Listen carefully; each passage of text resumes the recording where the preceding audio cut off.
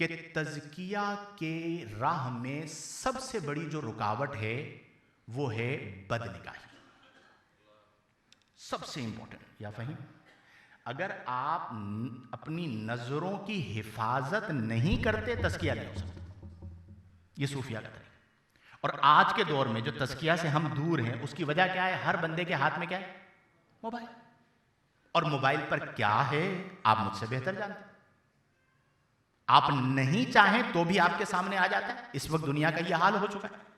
تو تزکیہ باطن کا ہے. باطن کا جو دروازہ ہے وہ آنکھ ہے. اب جو بھی باطن میں جائے گا وہ کہاں سے جائے گا؟ اسی لیے صوفیہ جو ہے سب سے پہلا جو کام کرتے تھے وہ آنکھ کی حفاظت. اب دیکھیں یہ زمانہ آنا تھا نا.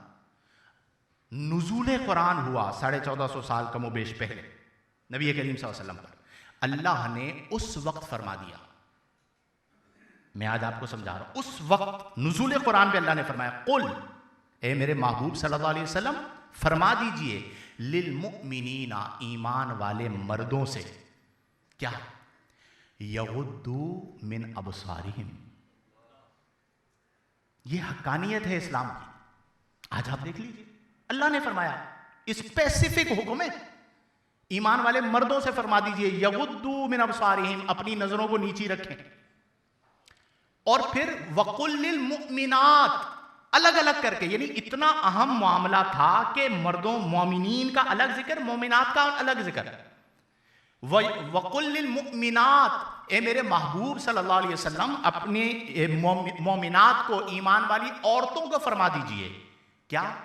یغضضن من ابصارہن، وہ اپنی نظروں کو نیچی رکھا کریں. اس سے آپ اندازہ لگا لیجئے کہ نظر کی حفاظت کتنی اہم ہے. آپ کی ساری روحانیت ایک بد نگاہی سے سلب ہو جاتی. مہینوں کی، سالوں کی جو عبادت ہے نا، ذوق شوق، وہ ایک بد نگاہی ہوئی سب سلب ہو جاتا ہے. تو اس پر آپ توجہ کریں. انشاءاللہ پھر موقع ملے گا تو میں اس پر تفصیلاً گفتگو کروں گا.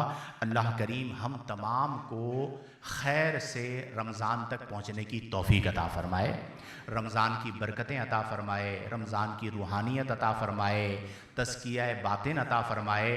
اور اللہ تعالی ہم سب کو اپنے ذکر کی حلاوت اور اپنے ذکر کی لذت اور اپنے قرب کی چاشنی اور اپنے قرب کا شرف عطا فرمائے.